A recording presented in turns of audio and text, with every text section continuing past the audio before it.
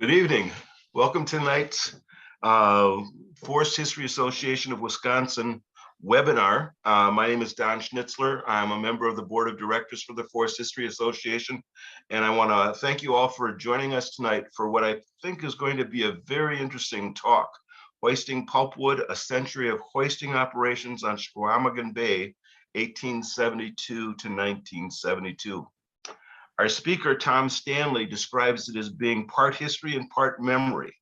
And he's going to go through and talk about the long and colorful forest history connected to hoisting logwood or pulpwood up at Ashland. He's going to answer some questions for us about why Ashland, how did the hoists operate, who were the workers, what were the dangers, and why did it all come to an end in 1972. Tom is a graduate of the Ashland High School in 1956, also a graduate of the University of Madison, where he received his BS degree in 1960 and his master's degree in 1963. Tom was employed at Consolidated Pulp Hoist in Ashland while he was in college during 1959 and 1960. Then he joined the Army and he ended up teaching high school history and social studies for 30 years. Mostly in Defense Department schools. In retirement, he volunteers with non-motorized trail advocacy group in Michigan and a historical society in Palmyra, Wisconsin. And he also plays in 2 community bands. He keeps himself busy. And tonight we're going to have the pleasure of listening to him talk about hoisting pulpwood. Now, a couple housekeeping issues just before we turn this over to Tom. If you have any problems or experience any problems while we're doing the webinar, you can enter the comments in the chat feature, and Tom and I will watch for them and try to solve any issues that come up. Also, as Tom Stanley is talking tonight, if you have questions that come to mind during the presentation, put them also into the chat feature, and at the end of the presentation, Tom Giroux will be relaying questions to Tom to answer for all of us. I think that's about it for now. I'd like to turn it over to Tom and listen to what he has to say about rafting and hoisting operations. Tom, the floor is yours. Thank you very much, Don. I appreciate the invitation to speak here on the webinar. And I want to compliment the Forest History Association for their archive of webinars that they keep. I found most of them to be very interesting, and I hope my webinar measures up to that standard. I had written a book about this a few years ago, which I think is what came to the attention of the Forest History Association. John Grossman contacted me and asked if I would present a webinar about it. The book has the same title as the webinar here, and I'll talk a little bit more about that as we go along. Well, on a mid-June day in 1959, I got up early and drove down to the pulp hoist for my first day of work. I was greeted by Ralph Swanson, the supervisor at the pulp hoist, and his deputy, Johnny Walters, and they were going to tell me what my job was going to be. I think it was the first day of the hoisting season. And I was very anxious to start this job because it was the kind of job that was totally different from being a college student. I wanted to put college student behind me for a summer and get out there on the booms and breathe some air for a change, and not sit in a library and taking notes and all that kind of thing that you do as a student.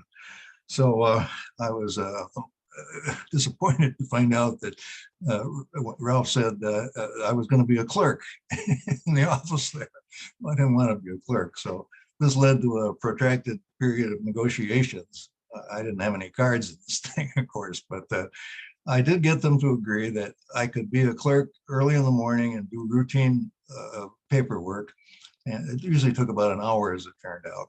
And the rest of the time I could be out there on the booms with the other workers and soaking in the sun and sweating and doing all those things that you don't do much of as a college student. So that's what we did. I did have the responsibility, though, even when I was working on the booms, if the phone rang, amplified, you could hear it all over the hoist, even though the hoist was a very noisy place. I had to throw my pole down and sprint up to the office and answer it. Fortunately, I was only 20 years old at the time, and I could do that kind of stuff in those days. And also, people stayed on the line longer because there weren't any answering machines. So that's what we did, except for the payroll, which was every couple of weeks, took about a half a day. I spent most of the time out on the booms with everybody else. Let's get going here. This is what it's about: the pulp hoisting rafting operations. And this is a sign that was up near the band shell of Highway 2. Was there for many years, was there when I started. It's not entirely accurate, but pretty close. And going over to the left side there, it's the story of the Consolidated Water Power and Paper Company Pulp Hoist in Ashland, 1923 to 1972. So that is the topic for today. Let's move along, and this is the view from where that sign was we just saw.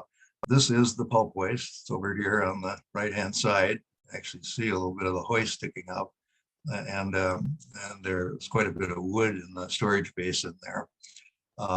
And these are some tourists who happened by, and this happened all the time. A lot of people looked at the hoist from here, walked down the hill and watched it, sometimes wandered out into the hoist area itself where they were shooed away. I mean, it's an industrial area, and it was dangerous for people who came and didn't know where they were going or what they were doing. This guy, I think, gives a haircut or something or other. He looks kind of odd. This is really a good picture.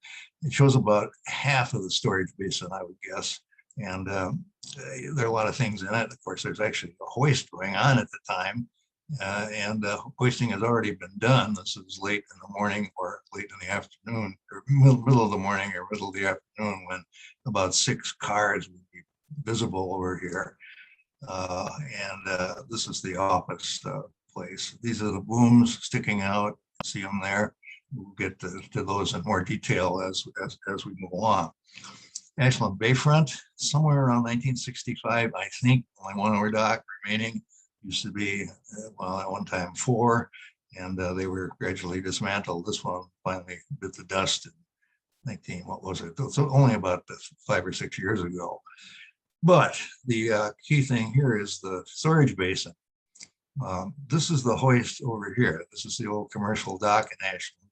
And there seems to be 3 different rafts here that were brought in close. It's puzzling because one of those rafts is outside of the storage basin. The other one is square, which is unusual. But at any rate, it gives you a good view from above, airplane, I guess, what it looked like there.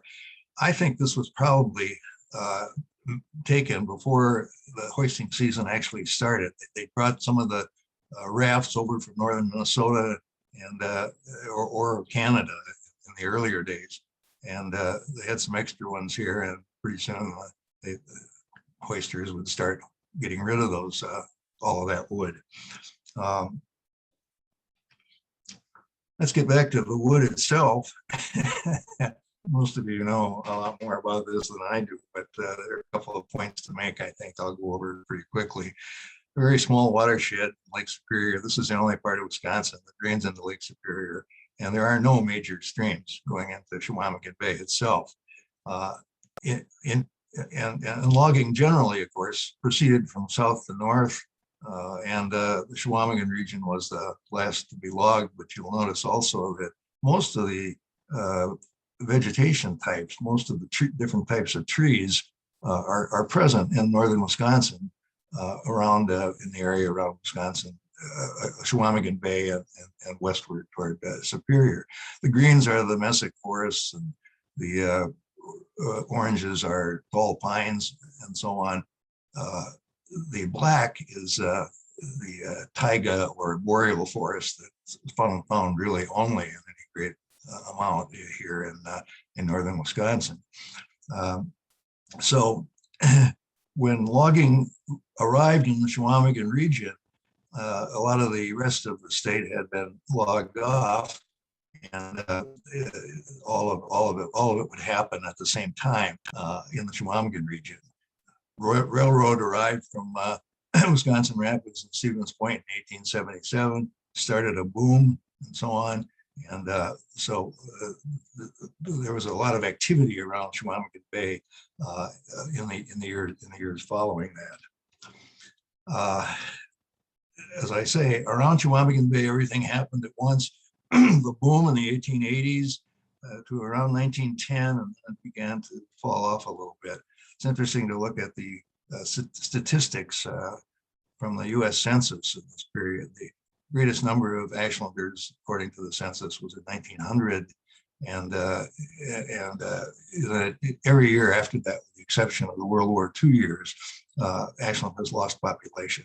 In the last census, they think it was below 8,000 for the first time in many, many years. Anyway, there are all these different kinds of wood. This is taken from St. Peter's Dome in southern Ashland County, shows spruce and so on in the foreground and a variety of woods in the background. But all of them came crashing to earth at about the same time in only a few years. And that was the boom period.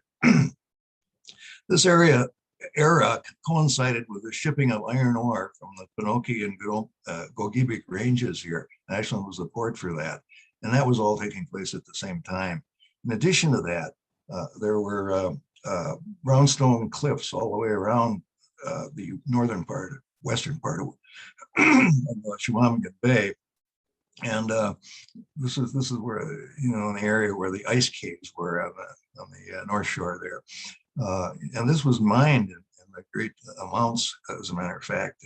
It was one of the other signature industries. What do they do with all the wood that was mined here? I'm going over this really fast because the boom is interesting, but it's not a vital part of the story of the hoisting. Most of this happened before the hoisting really did. Look at all the wood in this ore dock. This is the first one. And these timbers here were from the Pacific Northwest, but all the rest of it, this is the dock itself, and this is the trestle. But together they're about 2,500 feet long, and there's a lot of wood in there.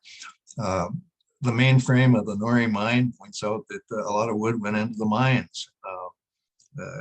This preceded the boom in the Mesabi Range, so it was all northern Wisconsin for a while in the 1880s before the Mesabi Range caught up. Most of these mines in the Upper Peninsula were shaft mines. This is the Palms mine near Bessemer, and see the big timbers that held up the corridors and the open areas here.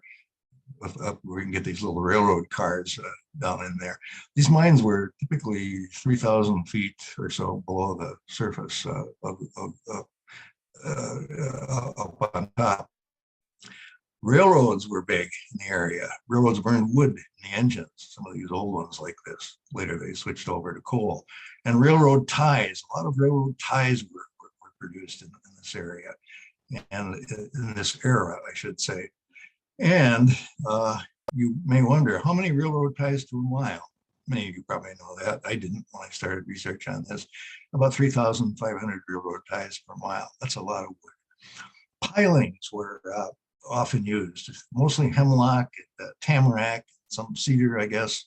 They had a way of warding off deterioration in the lake. And so you take, I don't know which dock this was, but probably been torn down for quite a while, and these pilings are still there. This is the iron ore dock, the last one that was built, and it was just torn down a few years ago. But anytime you go to the harbor area of a Great Lake, a port that had a lot of commercial activity, you'll see remnants of all of these docks. This is a good illustration of it here. These were charcoal kilns that were built to cook the fuel for the iron, the Ashland Iron and Steel Works. They were going to make iron.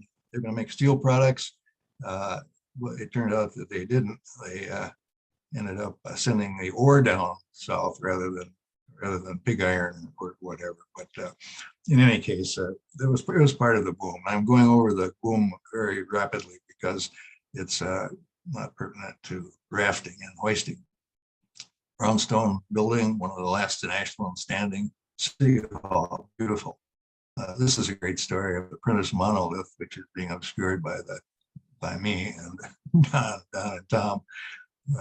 Entrance to the DuPont plant, made ammunition during the wars, World Wars II and the Korean War, and blew up a couple of times actually. Well, I lived in Ashland, killed several workers.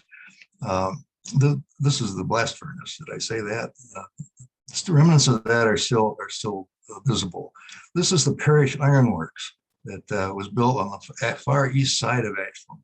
They made iron and steel equipment and tools and so on for both the logging industry and the mines. And they were in the right place at the right time. Were later bought by a man named Bredding and has remained today the Bredding Ironworks, and have pivoted to making equipment, paper folding equipment, and that sort of thing that is used, of course, in the paper industry. This scene here, this is a bird's eye drawing of Ashland's Harbor in 1890.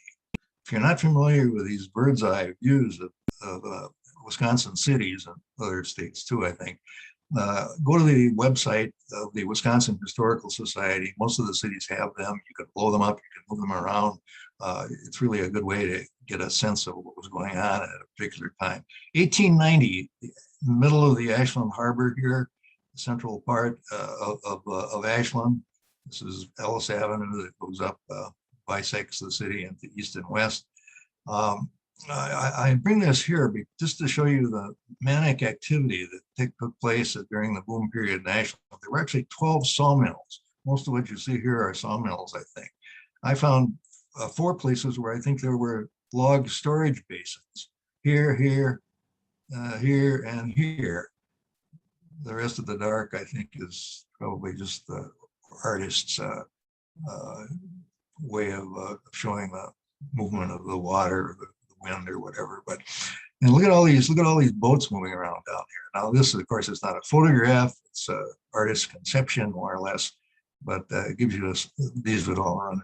Boats would all run into one another. I think we wouldn't want that. But anyway, this is the location here of the John Schrader Lumber Company. It turned out to be Ashland's longest. It wasn't one of the first, but it absorbed a couple of other companies and became the leading lumber company in Ashland. It existed until 1939, when I think it got bitten by the Depression and went out of business. This is the scene here of the site, rather, of the Pulp Hoist, the Consolidated Water Power and Paper Company Pulp Hoist. Neither of these businesses were there in 1890, but Schrader came shortly after that in 1901. This is kind of an interesting picture. It's a kind of an aside. This is a picture of the Marathon paper mill, which operated in Ashland for a long time. And it had I don't know if you can see this. Yeah, it's supposed to say the Marathon paper mill pulp waste, 1937 to 1944. And that was the only time they operated a pulp waste here in Ashland. The Consolidated one is way down here to the right. This is way out on the east end of town.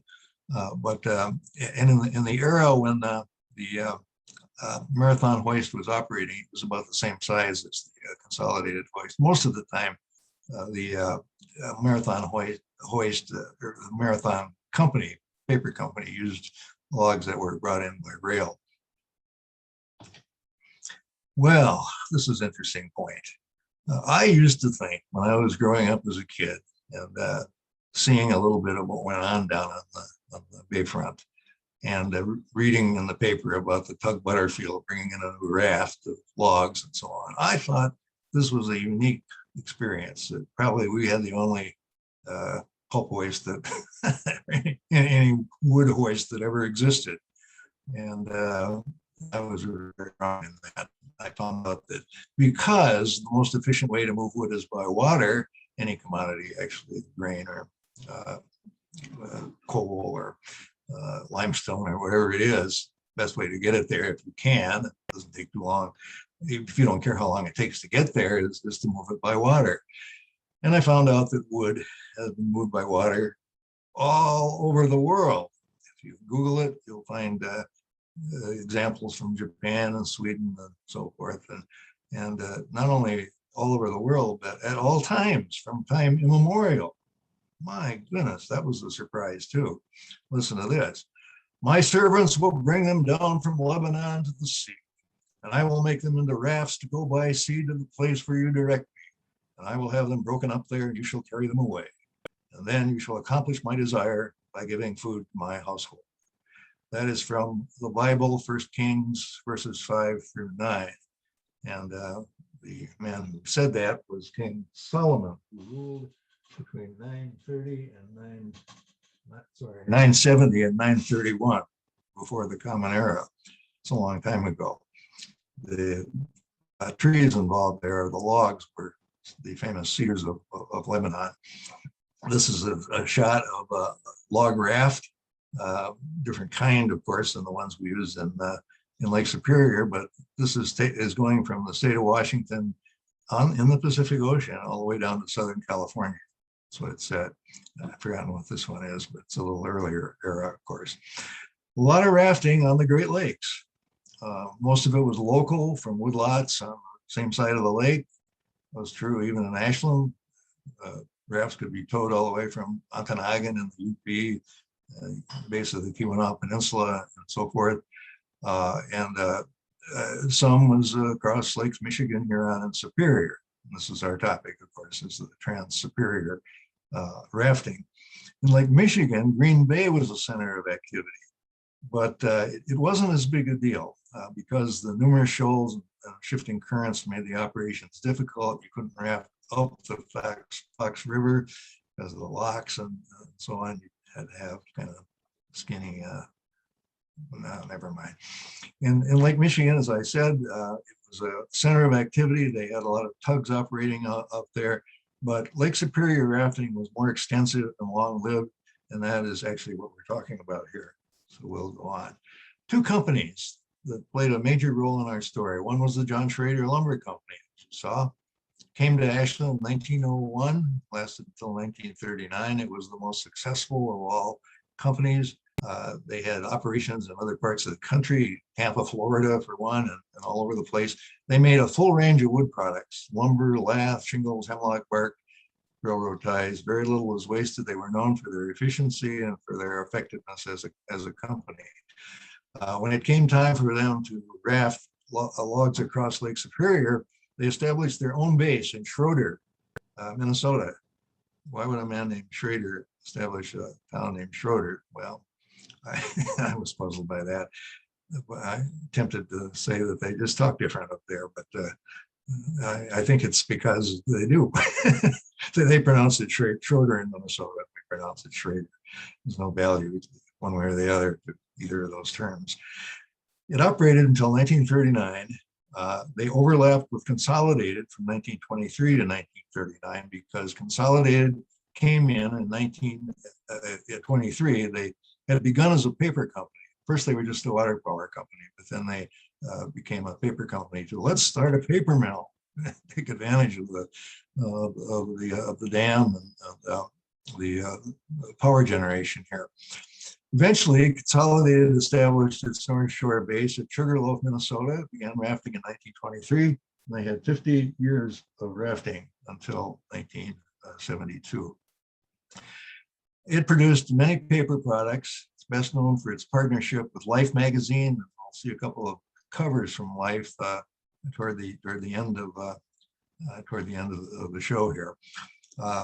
John Schrader operation lasted until 1930. Oh, I said that already. Now, Consolidated lost its status as a separate company and lost its title when it was sold to a company from Finland called Stora Enso Corporation. We'll talk about that a little bit later too.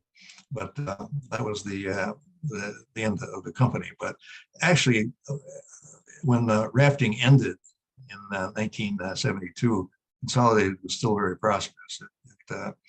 It faltered in the years close to 2000. How do they get the logs out of the water? Well, not so hard when you're operating a sawmill, as Schrader did. Almost said it. Schrader did. This is some kind of a conveyor belt that brought the logs up into the mill. The difference with Consolidated, of course, is that they had to lift them to hoist them, so to speak, into railroad cars. So it was a more complicated operation. This was a lumber company too, so they didn't have pulp sticks most of the time, although they did raft pulp sticks from time to time. The Schrader Mill was first a lumber company, rafted for itself and others. They produced pulp products for sale throughout the state. Consolidated was a paper company that rafted for itself, and originally ordinarily it only rafted pulpwood. And here's the key point. Brought forth in Mary Bell's very nice little book called Rafting Across Time, Logging, Rafting, and Milling the Forests of Lake Superior from the Schroeder Area Historical Society in 1999. Consolidated learned Trans-Superior rafting from Schrader. Why was it necessary to raft logs all the way across Lake Superior? Well, when the boom was over in Ashland, that was coincident with the loss of the forests up here. They were all logged off. So Wisconsin was running out of wood to meet the growing demands of an expanding economy. It coincided with the end of the boom period. Most of the rafting was done after that. These are some of the ports here that hosted operations to construct rafts that would be where the logs would be sent across Lake Superior into Ashland here. An exception to that with Consolidated's forest in north of Hearst in northwestern Canada, northeast of Lake Superior. This was all by rail. Rail was developed much better on the east side of Lake Superior than it was on the west side. That accounts for the necessity of rafting rather than sending by rail. You may be surprised to see that Isle Royale and the Apostle Islands were also included here. A lot of people think when they go to both places that that's virgin timber that they're seeing, but normally it isn't. It was those areas were logged also. So what you're seeing now is probably mostly second growth forest in those regions here. It turned out to be quite an operation, this business of rafting. Now we're getting to the Consolidated Hoist in Ashland.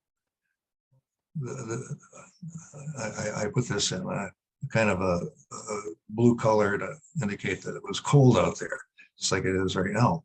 And this is because a lot happened in Ashland after the end of one hoisting season and the beginning of another. You had to prepare the whole site. And what they're doing here is preparing some of the booms that Ralph Swanson had ordered from from the Pacific Northwest. They're made of, they're Sitka spruce. And they're up to, as it turns out, up to 6 feet in diameter, although most of them are 3 or 4 feet. And they are part of the booms that surround the logs being pulled across on Lake Superior.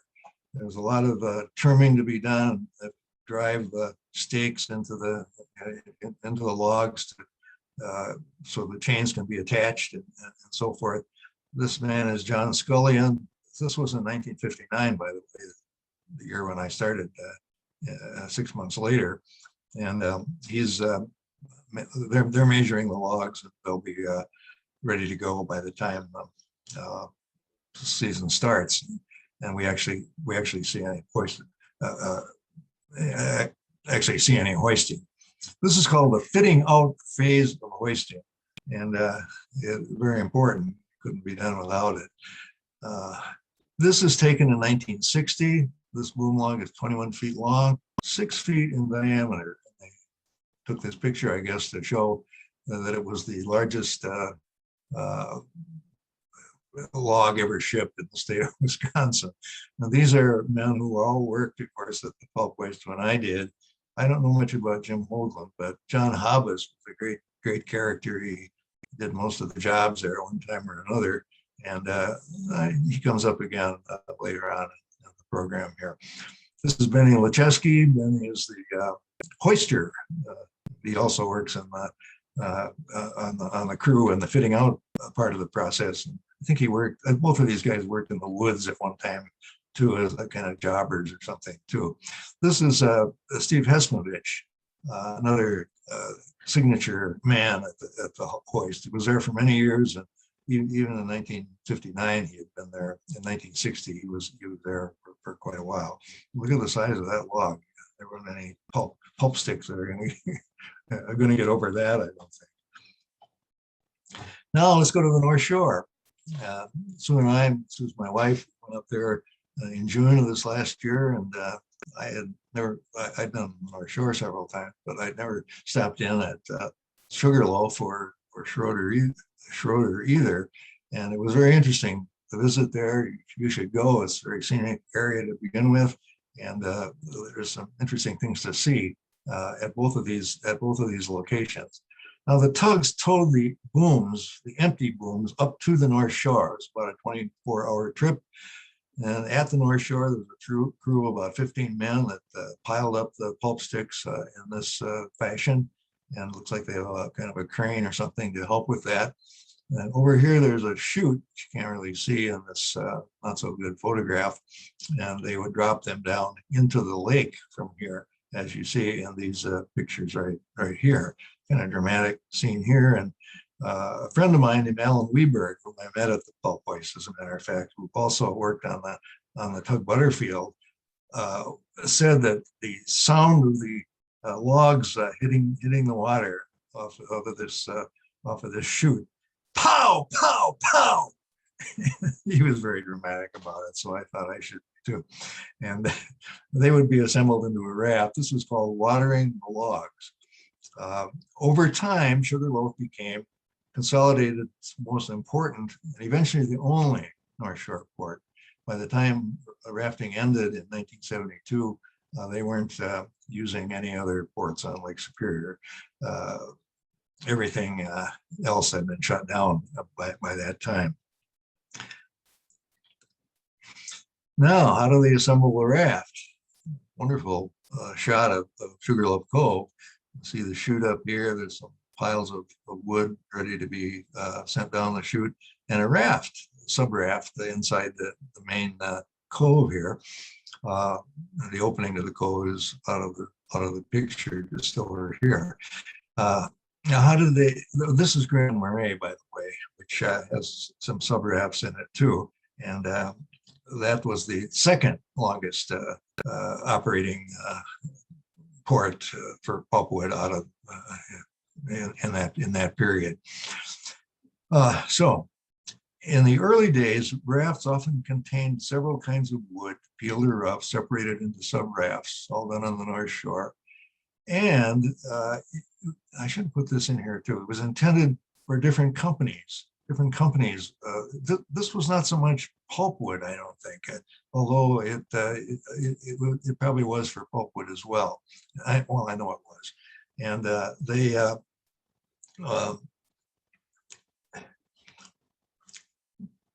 how did they keep the logs straight as to what company it was? Well, they didn't. They put them all together and they sent them to Ashland, and then at Ashland they had to be sorted out. They all branded their logs. Every log had a brand on it. This was Consolidated's brand. It's not quite it, but I kind of constructed that from a picture of the log, but or of the brand. But anyway, that's the way they did it. But at this time, we're talking about there was only one kind of wood per raft, and it didn't go to. It only went to one destination. Didn't have any other companies involved in it at all. here's the way they got it into the big raft. This is the cove, border of the cove here, and there's logs in there, of course, as we saw in one of the other pictures. And this is a small tug, workboat it's called, and it would take small small areas of wood and come around like this and squeeze them through the opening here into the larger raft. And then it would do it again and again until the raft was big enough to head back to Ashland. Why didn't the tug just go into here and pull a raft that they had in there out into the main raft? Can't get a big raft through the opening here. They kept that opening closed because this area was really vulnerable to violent storms from Lake Superior, and so they were very careful about that. And they kept this small. They did it in small increments, small rafts being brought out here. You can imagine that this was a tricky business, especially if the wind was high. Wind was always a factor. I said this was quite a tourist attraction. I guess it was.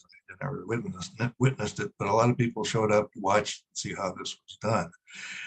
Now, when the raft was done, finished, and all closed up, and the cove here was all closed off as well, this is what the raft looked like. My screen is obscured by pictures of Don and Tom, but I can tell you what it is. The tug is down at the sand yard. You can probably see that on your screen. And then the double booms that went out part way, and I don't know what it means when it says extra logs overlap. But anyway, this is the raft that's going to go to Ashland, and I think I can show you the rest of it on another slide. Okay, the raft has been completed. Looks like it's kind of twilight now. The boat, workboat inside the Sugarloaf Cove is rearranging the booms and so on, and they're getting things ready for more wood to come down the chute, so it can prepare for the tug returning with empty booms several days later. Good picture here.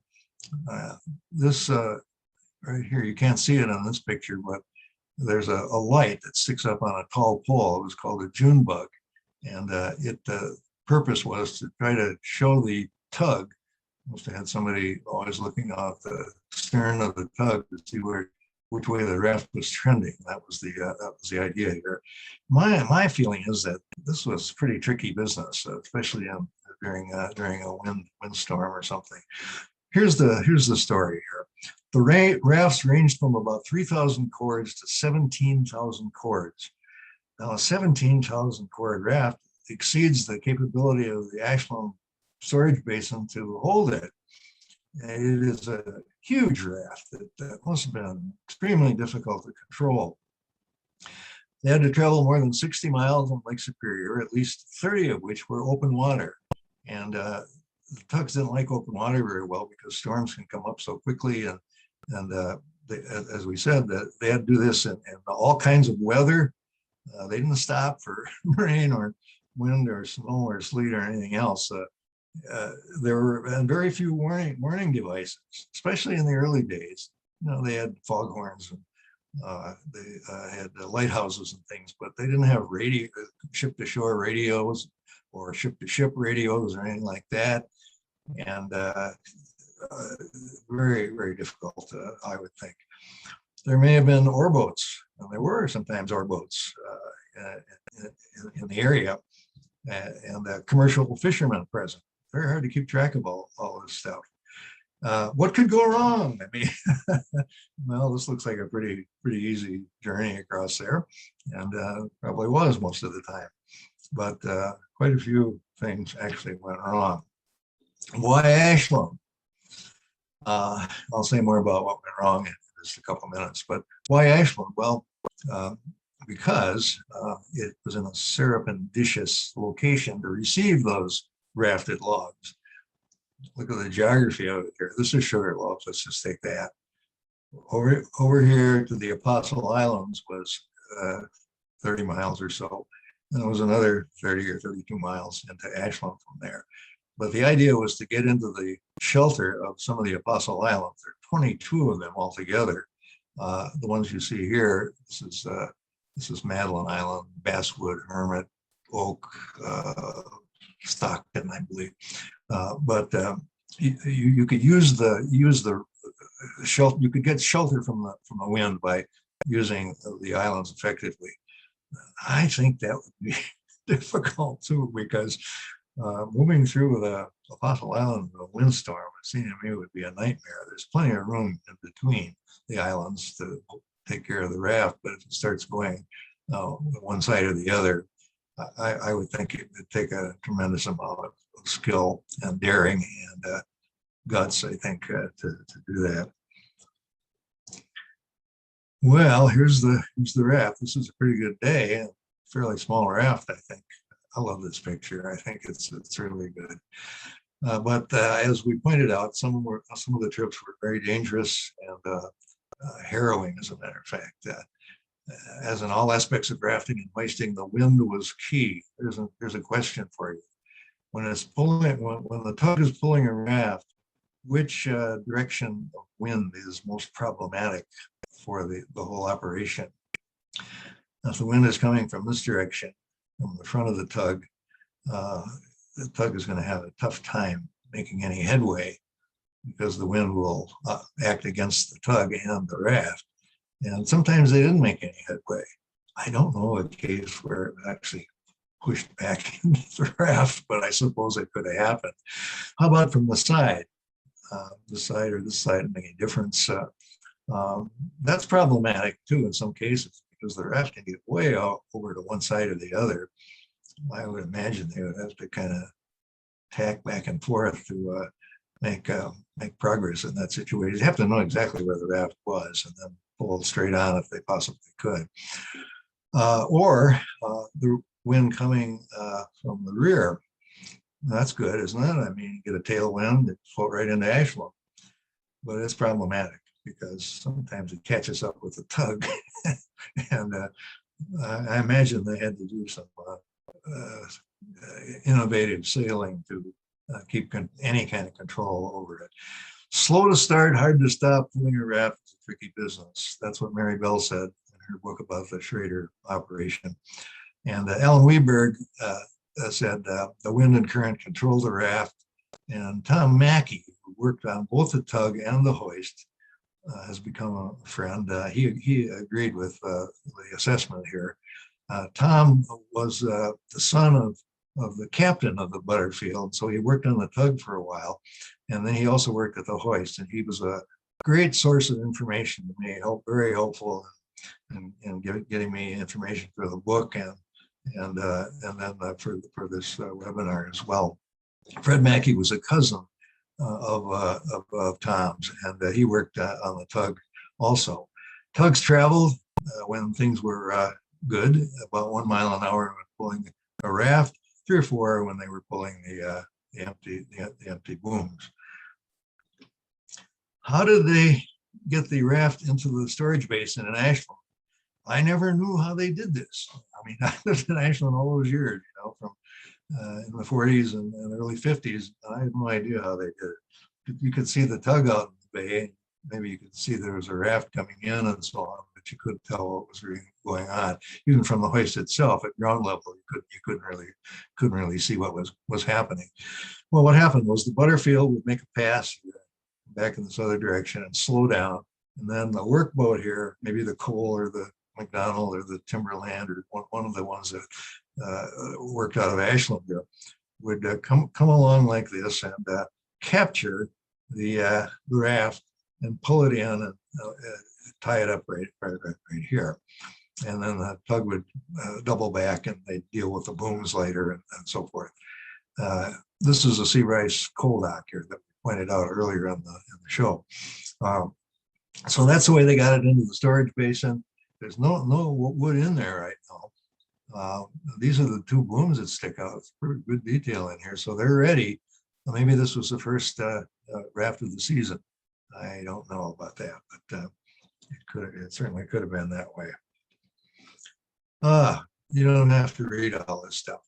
I'll show you the most, explain the most interesting parts of it.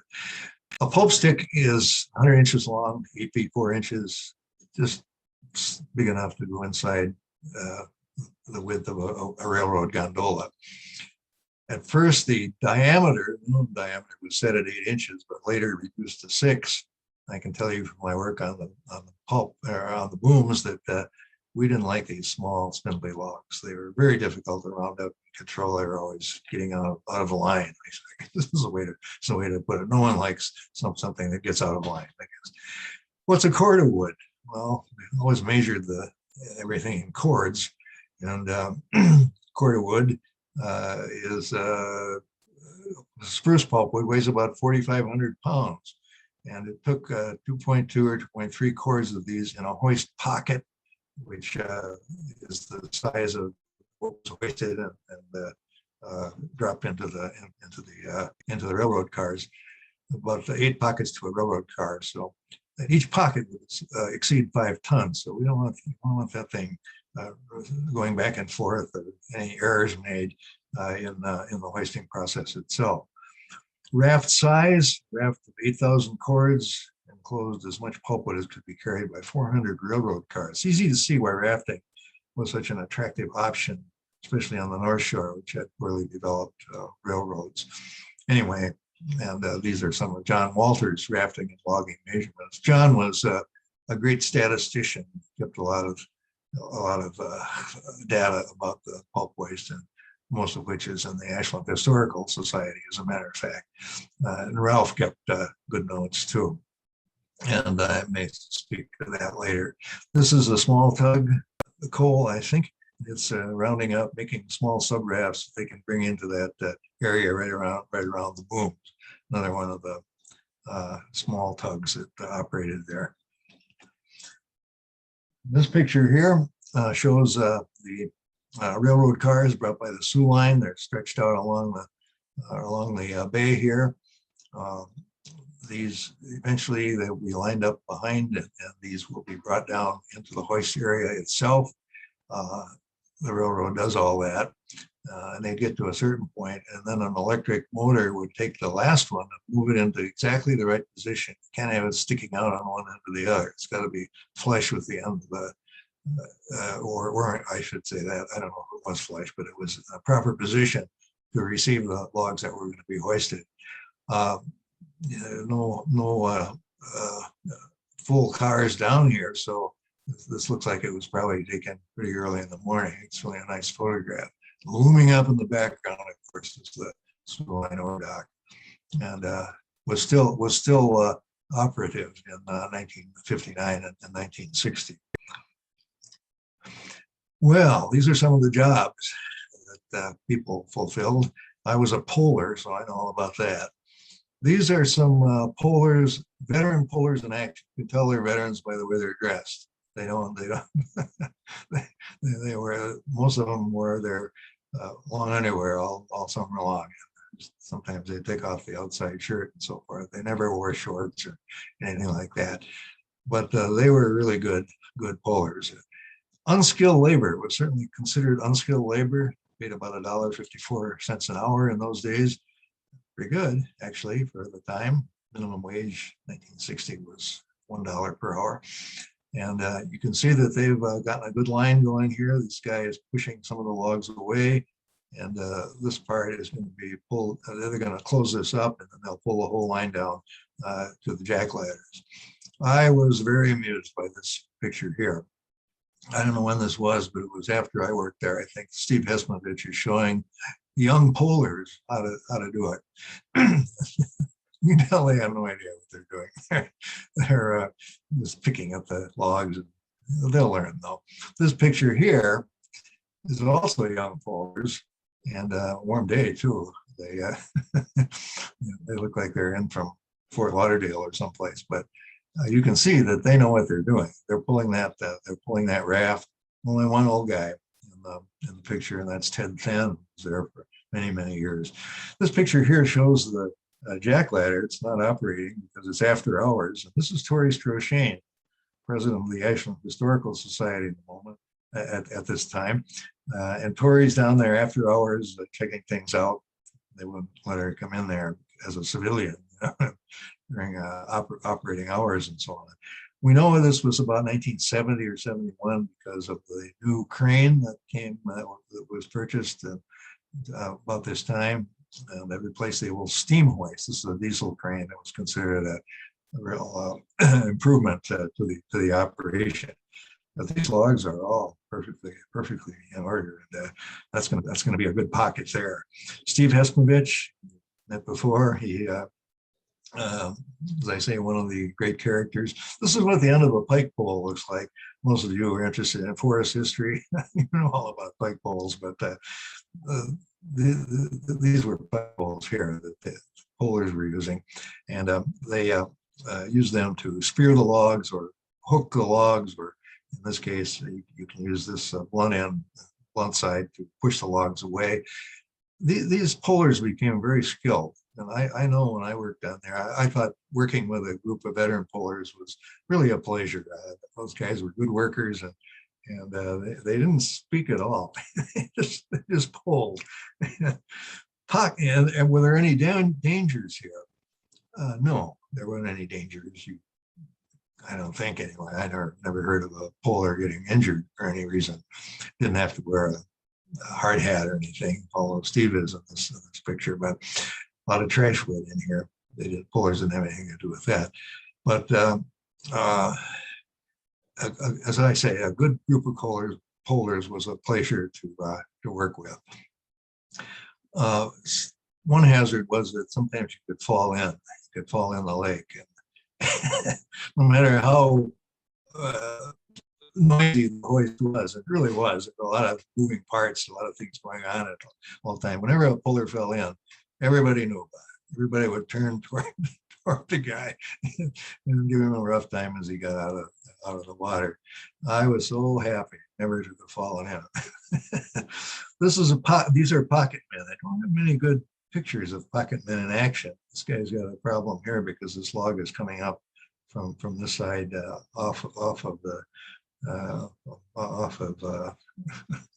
offline, so to speak.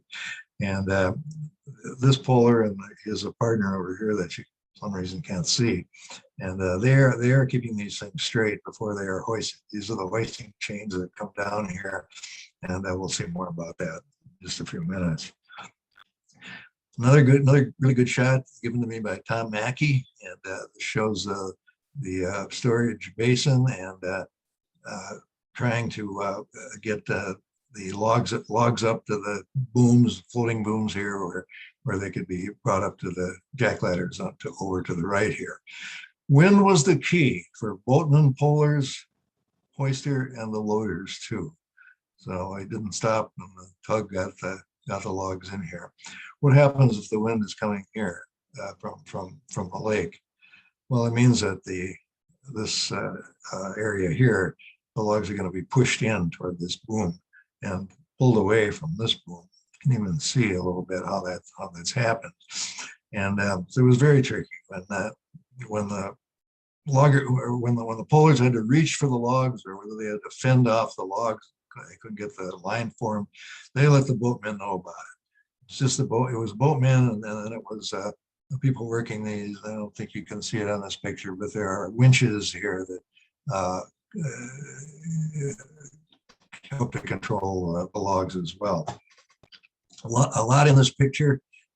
This line here, this Ejaculator is operating at the time. You can tell by the poler with his back toward us. The poler is he's the last line of defense to keep those logs straight before they get up to the pocket men. And you can see one of them here on the side. And you can see the poles in the water here pulling the logs toward the jack ladder. This guy is not pulling; he's starting to get together another. Sorry, my phone just rang. I don't know if you can hear it in the background or not. Anyway, he's getting a line together, and they're going to start another line right after that. On this side, the hoist is not running. The hoister is about ready to hoist, as a matter of fact.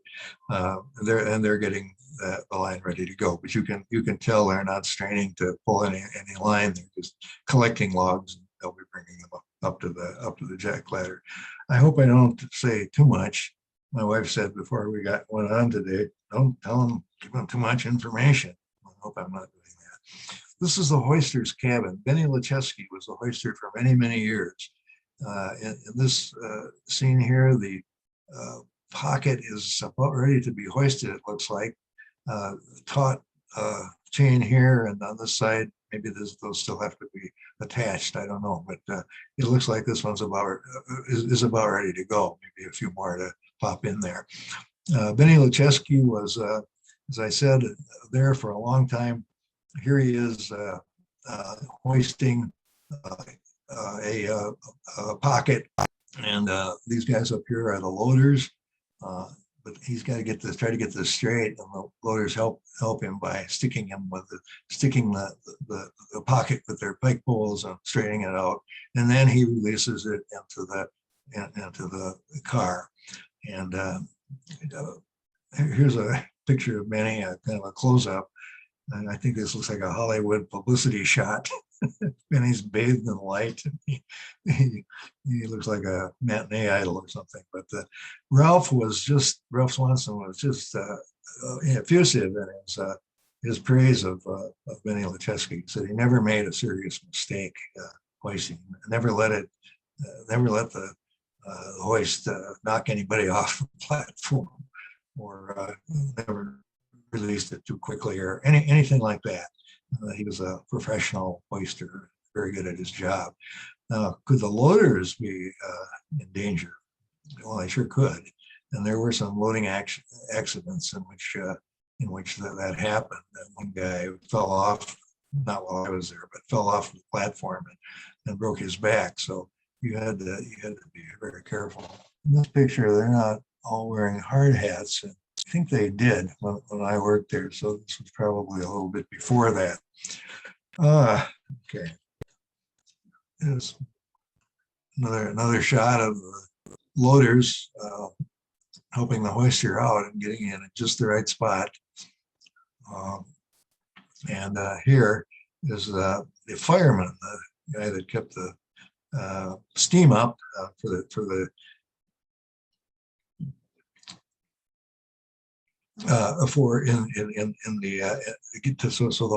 so the hoist would operate.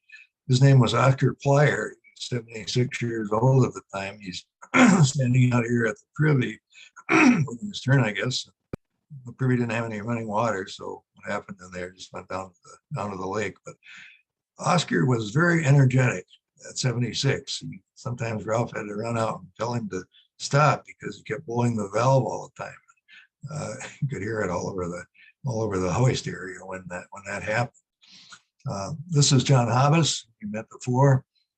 This picture was given to him, as that other one was, by his son-in-law, Jim Inman, who I hope gets a chance to see this. And he's leveling the top part of the logs on the, excuse me. He's leveling the logs on the top of the car. And sometimes he and another loader would put chicken wire across there to further stabilize the load. In this picture, you see all these, it looks like the day is over for loading. They've got a full range of cars going out there, and in the train that leaves the pulp waste, there'll be 20 to 30 cars filled with pulpwood. These big longer poles here are used for pilings. This is a pile driver here. They're always replacing pile drivings at a very noisy operation. Here are the two tugs that operated at the Consolidated Hoist. This is the Butterfield, which was there until 1958, and it was originally an ocean tug, but was brought into the Great Lakes and served on Lake Superior for a long time, and except for 2 years when it was drafted into the Navy. served in the Aleutians in World War II.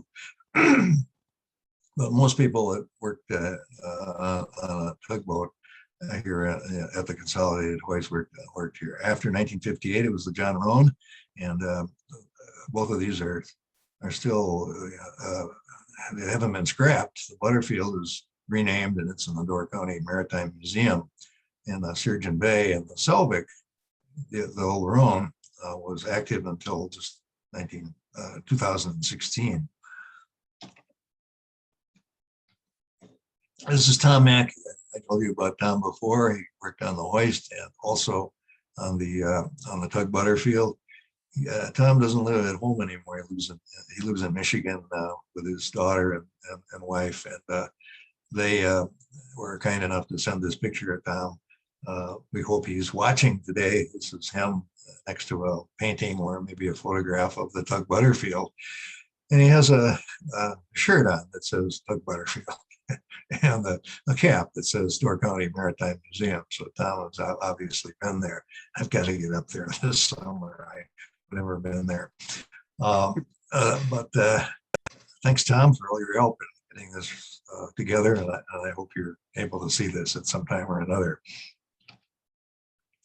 This is about the workers. They were great people. They worked very hard. This is just a page out of my book. And this is likewise a picture of the hoisters who were still living when I started writing the book in about 2010, I think it was. This is Tom Mackey here, and two of these people that I know of have died. Bob Tate up in the corner here, and Alan Weberg, who quoted a couple of times in the book before this. Larry Hudak went to Padua High School. I don't know where he is now, but he was a friend and a good pocket man most of the time. I think Charlie Swanson was in my class, and he gave us a lot of information as well. Jim Beck was the youngest hoister at the time. He was only 18 when he started there. And Dick Steele was a little older than I, but was a clerk at the Pulp Hoist in 1958. It was very helpful. This is me looking at a map somewhere in Ashland County, trying to figure out how to get out of the woods, I guess. I don't know what I was doing. The Sioux Line was the railroad that went from Ashland, actually went from Superior down to Stevens Point. And en route, it picked up pulp cars from Ashland and brought them about 1,200 feet through the Pinocchio Gap and then down to the mill in Buren, which is just north of Wisconsin Rapids. This was on my screen, you can't see him, but this is probably John Hobbs up here leveling the load. This was an engine that was used at the latter days of the pulp hoisting operation. There's quite a story to the railroad part of this too.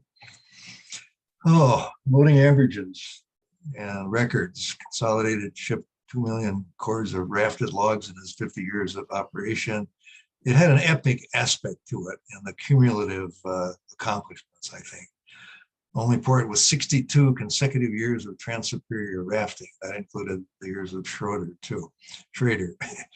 Cordage was at its peak in World War II, and Consolidated reached nearly 7. Never mind. These are all statistics that you can find in the book if you want to read it.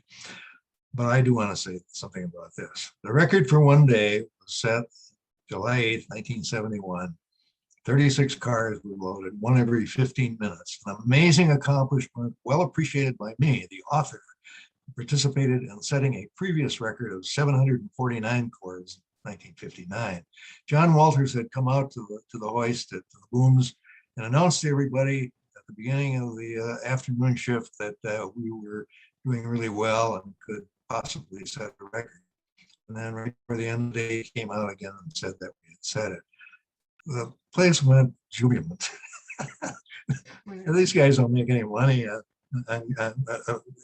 setting a record or doing a particularly good job and so on. They all did. They were all thrilled by the fact that they had set a new record here. Later on, with the changes to the operation, a lot of new things, the new new hoist and so on, they were able to load over 30 cars per day, which was amazing. Time lost, I'll just say one thing, the seiche. You know what a seiche is? I did not know until I started working at the hoist. Pressure gradients over the lake simulate a tidal action. We don't have tides in the Great Lakes, we all know that, but we do have seiches. Pressure on one part of the lake pushes up the water in another part, especially in enclosed bays like the Chequamegon Bay is. And it can make a big difference, as a matter of fact. For instance, you could get a drink of water from a water fountain that was on a piling driven into the bottom of the lake, but you stood on a floating boom that went up and down with the water. And sometimes to get a drink of water, you had to kneel down on your hands and knees practically to get a drink. Other times you had to get up on your tiptoes. So John Walters told me that the all-time greatest seiche at the pulp hoist was 5 feet. And that's incredible. But John kept track of these things. The last raft, I would say, a lot of time. August 28th, 1972. This describes it. In my day, I would have typed this maybe. I think in this case, John probably did himself because it was historic. And it's got all the data from the railroad here. A little bit more about Consolidated Papers. George Meade was the first paper man there, first CEO who was the started the paper end of the Consolidated Water, Power, and Paper Company, and he was there a long time. He started rafting across Lake Superior. Stanton, his son, who was only the head of it for about 10 years, but he had worked on the hoist as a kid, actually. Met a girl in Ashland. Ashland girls were always really very pretty. And one of them became Stanton's wife, and they gave birth to George Meade II. George Stanton Meade was identified with sustainable forestry, which was becoming popular in the 1930s and 40s, and when he became CEO in the 1950s, of course, too. He was very much associated with that. George Meade had a good run as president, very long one, and in the end, the market conditions made things really tough for the paper mills, and in 2000 he sold it to Stora Enso Company of Finland, so it ceased to become a Wisconsin company anymore, although it still operated there. They sold it after a few years. George told me when I interviewed him that they kind of screwed everything up, and they sold it to Cerberus Private Equity Company, which operated the mills as New Page Papers. I thought it was a clever name, but they didn't have much luck with it. They sold it to Verso Corporation, that's an American company, and eventually Verso closed the mill, and other mills operated by New Page. And that's quite a story to this. It still hasn't been written. A group of employers had sought to reopen and operate the mill at Wisconsin Rapids, but I just noticed in the paper the other day they sold it to a company from Sweden, which I can't read because the name, no, never mind, doesn't matter what the name of the company was. They were famous, of course, for their alliance with Life magazine, business arrangement, exclusive rights to Life magazine for their papers. And this is Sonia Haney from 1938, Norwegian Olympic skater. Great picture. And this is the end of World War II in Times Square, New York. This is the fate that's still to be determined for the original consolidated mill. The one at Buron, which our logs were sent to, is now owned by ND Papers, which stands for Nine Dragons, which you would guess is a Chinese company. 1974, the company honored the fact of pulpwood rafting in Ashland, the pulp hoist, by posting this on the Ashland waterfront. It's actually on the bluff about where we saw those scenes at the beginning of this program. And it was a nice gesture to cooperate with the city to put this plaque up there to commemorate what had been an Ashland, iconic Ashland industry. This is Ralph Swanson here. Johnny Walters still looking good at their age, and not that old. But anyway, that was done, and unfortunately, the site is not as commanding as it used to be. It used to be where you could look over here and you could look down and see the pulp hoist. Marina's down there now, but you can't really see much down there because the trees are in the way. And this Sitka spruce that they had here has deteriorated, and they had to take it away. So you don't really see much when you're there anymore. You might not even know that there was a pulp hoist. So maybe there's some way they can correct that. I hope so. Why did Consolidated stop rafting? Well, we talked about the need for sustainable growing of trees, and it's because the company no longer needed this wood from far-flung places.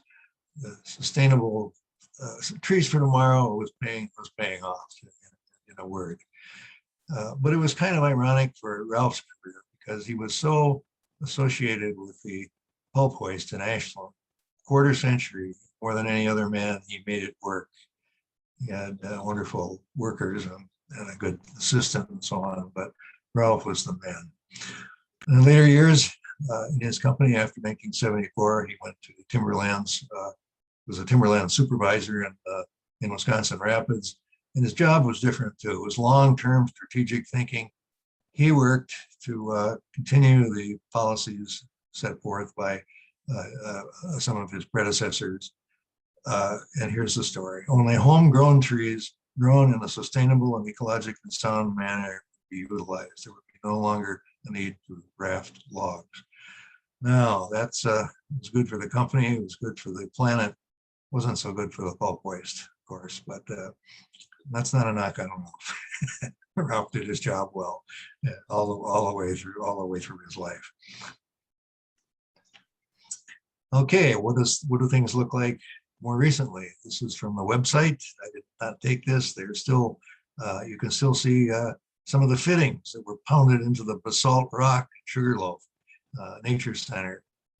Go up there. It's really a great drive, very scenic, and you can see that they're trying to bring back some of the original forest in this area.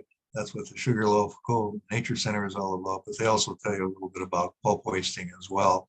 So you want to go there.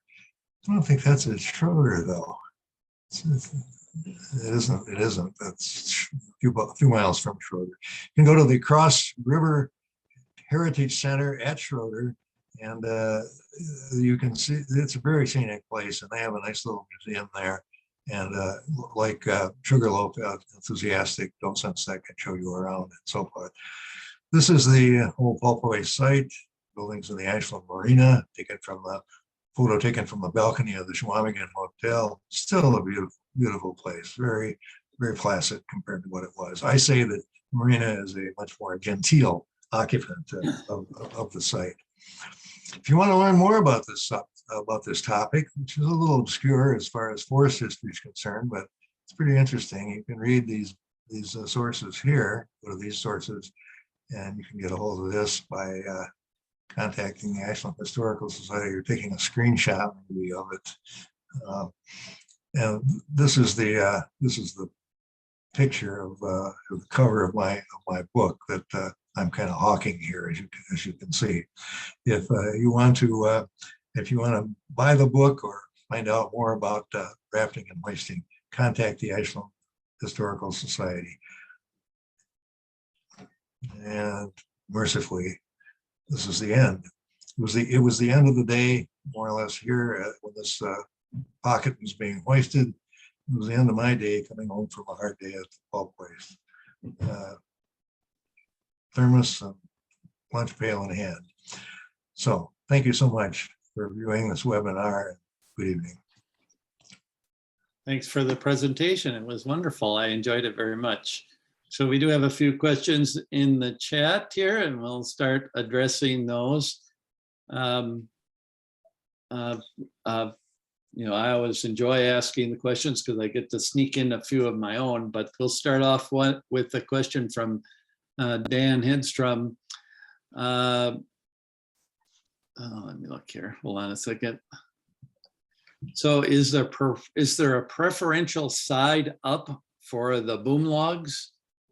Did they pay attention to how they put them together? No, not when they were rafting. They just fell into the lake, and then they were scooped up by the booms and traveled across the lake. I know sometimes they're rafting timber. I think they want to. I think they do have a preferential side, but not in pulp hoisting. At least that's my opinion. Right. So Karen asked a question about how they separated the logs and according to who owned them, and when did they do that, and how did they keep track of everything? I don't know. It amazes me that they did that. I mean, to have every log with a different brand on it, it must have been quite a chore to sort them out. One of the people that contributed to this webinar and my book, Dick Steele, said that when he was working there, he found a log that had a bee on it, and I think he found it in the trash wood or someplace, and he found out it was from the Bell Lumber Company of Minneapolis. So he called him up and said, "I have this log of yours. Would you like it?" And he said they were absolutely thrilled. So he got in his car and brought it down to Minneapolis and made it available to the Bell Lumber Company. But yeah, that's an answer that I don't have. And it happened, and they were doing this well before I went to work there. So I had no idea about that. Lots of complimentary compliments about the presentation, Tom. Thank you very much. I did want to mention it is very sad that Consolidated Mill is not operating. It's bad, for the timber markets in the northern part of the state. In the 90s, they did a lot of improvements to that mill, and for a while there, they had the largest paper machine in the world, and it was an amazing thing to see operate. I'd been on several tours of the mill, and it was absolutely amazing to see the paper roll off of that machine in a huge roll. It was quite the thing. And to me, it's sad that the mill is idle right now, and it is affecting our timber markets, of course. Yeah, I think so. Yeah, I noticed that Verso did sell the company.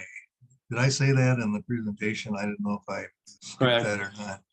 But it's still a little bit uncertain, though, where it's going. Yeah, that's right. They decided they were going to keep the mill in Escanaba open, I guess, the new Swedish company. But they didn't know anything about the one in Wisconsin Rapids. Keystone. You said it was cut off, but we can see the full screen here, and it said, I can't pronounce it either, Billerud Corensis. Yeah, something like that. Yeah. I can't even see the name because you're in the way. Yeah. We can see the full screen though. I don't know what the Okay. difference is. It's a technology thing, but yeah, it's quite the mill. They also had a very innovative warehouse system, all run by robots. Oh my gosh. And the robots that go get the paper and deliver it to the right loading dock and get it on the right truck. And it was quite the technological feet, and it was all run by computers across town. There was no forklift operator there. It was all robots. Wow. It sounds like Amazon or something. Yeah.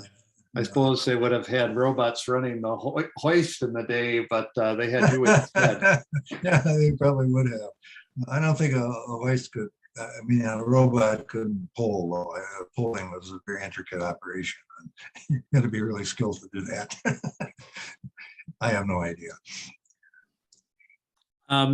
So I did want to talk just a little bit about next month's webinar. It's going to be about the William Boniface Lumber Company, operated mostly in the UP, but they had one foray into Wisconsin at Weiniger. And so it'll be interesting. I'm going to be giving the presentation. I'm a member of the Boniface family, and it's our logging history in and around Watersmeet, Marinesco, and Presque Isle, Wisconsin. So I see another chat come up. I better check that in case somebody has another question.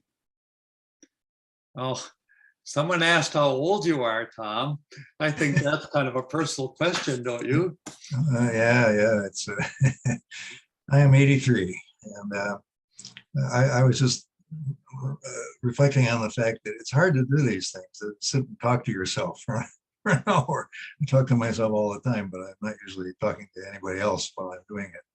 And it is difficult. I think, there was also a question hidden in the Q&A. What became of the boom logs? Most of them were sold to lumber companies in the area. There was a big one in Ironwood that received some of them. I suppose they were sent down by a truck or maybe by rail to, it's called the Ahonen Lumber Company at that time. This is in 1972, of course. Right. I didn't get a chance to explain some of the other things that went wrong with the rafts, but that's the way it goes. I missed a few things along the way. Yeah. Didn't want it to be too long. I know that there was, for a while there was a company in Ashland that was making products out of some of the salvaged lumber that came from Lake Superior. That is in the book, actually. What I knew about it, they had a office in Ashland and a showroom. It was called Timeless Timber, and it used old timber, not any pulp sticks, of course, but pulp sticks don't really sink anyway.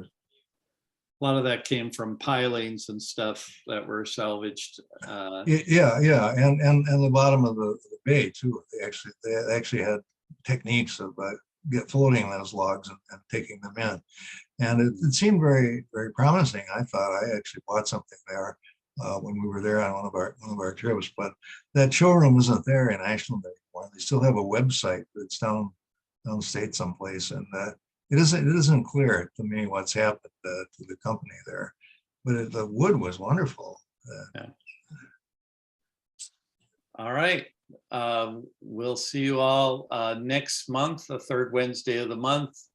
William Boniface Lumber, which was the same, similar to Connor or Weyerhaeuser in Wisconsin, a large timber operation, mostly in the UP, and they had this one foray into Wisconsin at Presque Isle, or what was previously Weiniger, Wisconsin. So we'll look forward to seeing you all next month. Thank you, Tom. Very good job. It was very entertaining, and I enjoyed it very much. Thank you, Tom. Yep. Thanks to the Forest History Association.